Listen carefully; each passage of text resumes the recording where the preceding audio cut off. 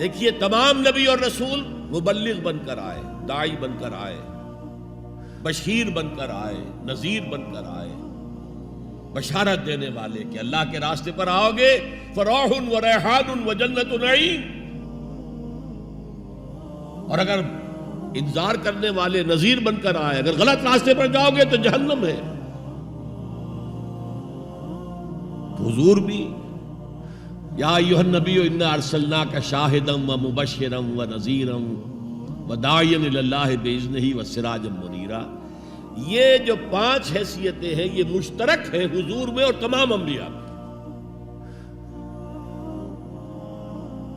اگرچہ ہر حیثیت میں حضور کی اپنی شان ہے جس میں کوئی دوسرا نبی ان کے قریب نہیں آ سکے گا، لیکن نوٹ کیجئے یہ آیت جو میں اس وقت آپ کے سامنے رکھ رہا ہوں، جس کے لیے نصرت مطلوب تھی، آؤ میرا ہاتھ بٹاؤ، یہ قرآن میں 3 دفعہ آئی ہے محمد رسول اللہ کے لیے، اور کسی کے لیے نہیں آئی۔ ابراہیم کی نسبتیں دیکھیے، 3 نسبتیں ہیں کتنی اعلیٰ بلند۔ خلیل اللہ ہے واتخذ اللہ ابراہیم خلیلا، ابو الانبیاء ہے، سینکڑوں رسول اور نبی ان کی اولاد میں آئے۔ حضرت اسحاق کی اولاد سے، وہ جو prophets of the Old Testament ہیں ان کی کتابیں جو ہیں صحیفے ہیں دیکھیے۔ پھر حضرت اسماعیل کے اولاد میں حضرت محمد صلی اللہ علیہ وسلم، مدیان کی اولاد میں حضرت شعیب۔ یہ بہت کم لوگوں کو معلوم ہے کہ حضرت ابراہیم کی ایک تیسری زوجہ بھی تھی، ہاجرہ، جو مصر کے بادشاہ کی بیٹی تھی، جو پھر کنیز کے طور پر مصر کے بادشاہ نے پیش کی، ان سے اللہ نے بیٹا دیا اسماعیل۔ سارا جو حضرت ابراہیم کے اپنے خاندان سے تھی، کیونکہ بانجھ تھی، ساری عمر اولاد نہیں ہوئی، بڑھاپے میں اللہ نے اسحاق عطا کر دیا۔ پھر آپ نے ایک اور شادی کی تھی، قطورہ، ان سے 6 بیٹے دیے تھے اللہ نے حضرت ابراہیم، ان میں سے ایک مدین تھا جس سے قوم مدین بنی ہے، جس میں حضرت شعیب کو بھیجا گیا۔ باقیوں کی تاریخ ہمیں معلوم نہیں۔ حضرت اسحاق کے بھی 2 بیٹے تھے اور جڑواں تھے۔ ولادت جب ہوتی ہے جڑواں بچوں کی تو پہلے ایک پھر دوسرا آتا ہے نا، تو اس اعتبار سے اسے بڑا چھوٹا کہہ دیتے ہیں، چاہے تھوڑی سی دیر کا وقفہ ہو، لیکن وہ بڑا چھوٹا تو ہو گیا۔ تو بڑے تھے حضرت عیسو اور چھوٹے تھے حضرت یعقوب، اور یعقوب کو یعقوب کیوں کہا؟ عقب سے، بعد میں آنے والا، پیچھے آنے والا، یعقوب عقب۔ ان کی اولاد میں کتنے نبی ہوئے ذرا سوچئے۔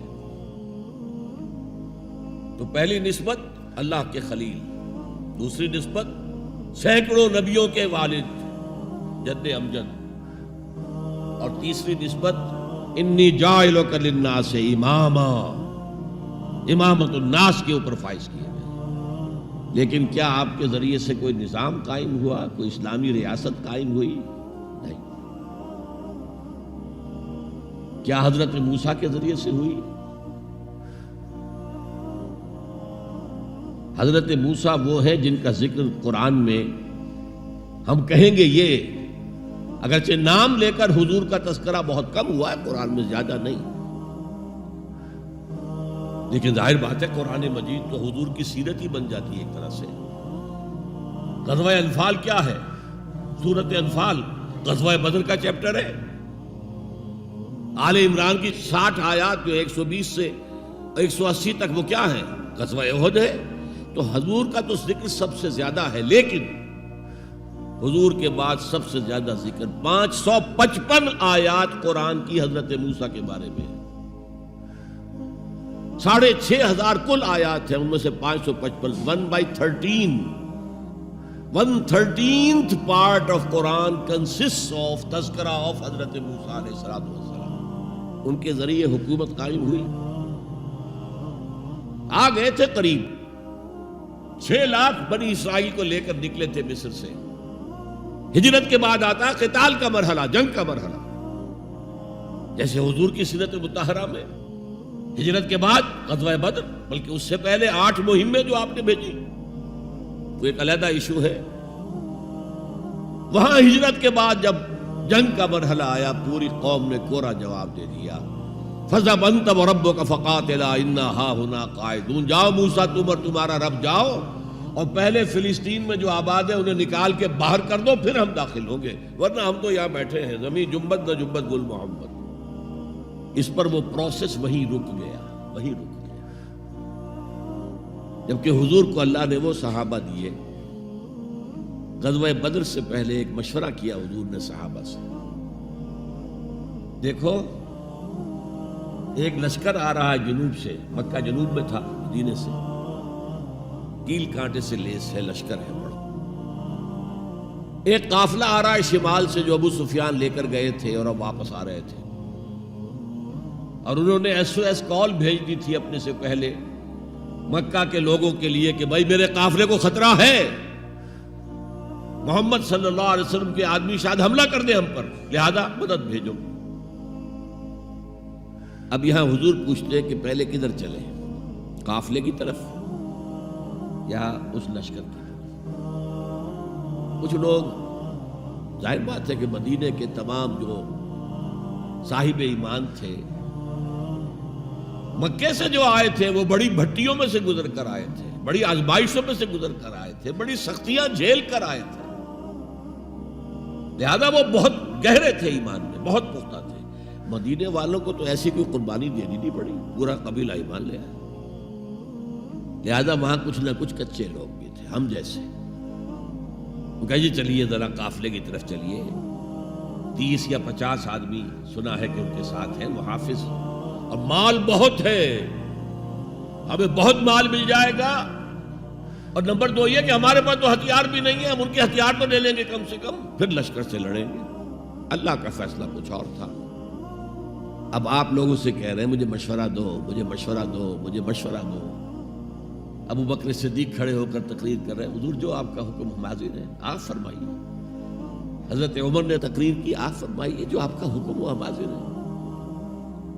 حضرت مقداد ابن الاسود کھڑے ہوئے رضی اللہ تعالی عنہ، حضور ہمیں موسیٰ کے ساتھیوں پر قیاس نہ کیجئے جنہوں نے کہہ دیا تھا فَاذْهَبْ أَنْتَ وَرَبُّكَ فَقَاتِلَا إِنَّا هَاهُنَا قَاعِدُونَ۔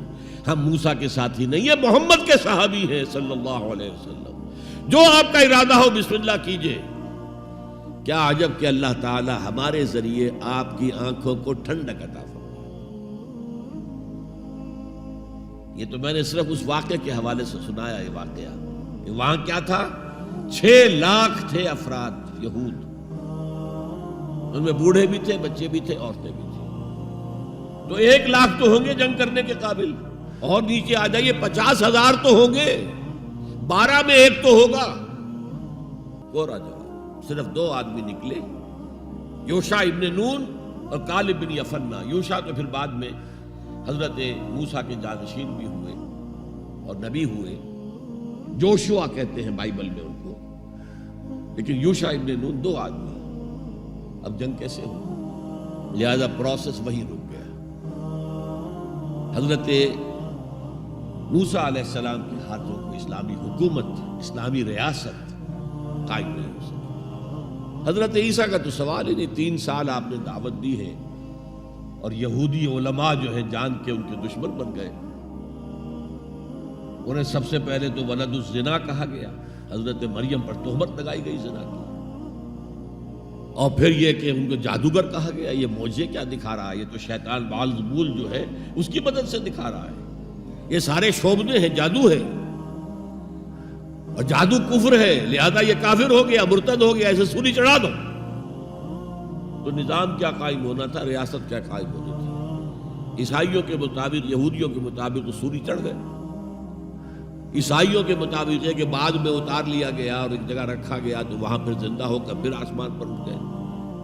اور ہمارا جو قرآن مجید نے جو ہمیں بتایا اور جس کی کچھ تفصیل ہمیں انجیل برنباس میں ملتی ہے، وہ یہ ہے کہ وہ نہیں، وہ تو پہلے ہی آسمان پر اٹھا لیے گئے تھے، گرفتار ہوئے ہی نہیں۔ جس ان کے حواری نے غداری کی تھی، یوڈاس اسکریوٹ، اس کو اللہ تعالیٰ نے اس کی شکل کو ولیکن شبہ لہم مشابہ بنا دیا حضرت عیسیٰ علیہ السلام کی شکل کے. وہی بدبخت گرفتار ہوا اور کیفر کردار کو پہنچا، سولی پر چڑھا جسے چڑھنا ہی چاہیے تھا، غداری کی تھی.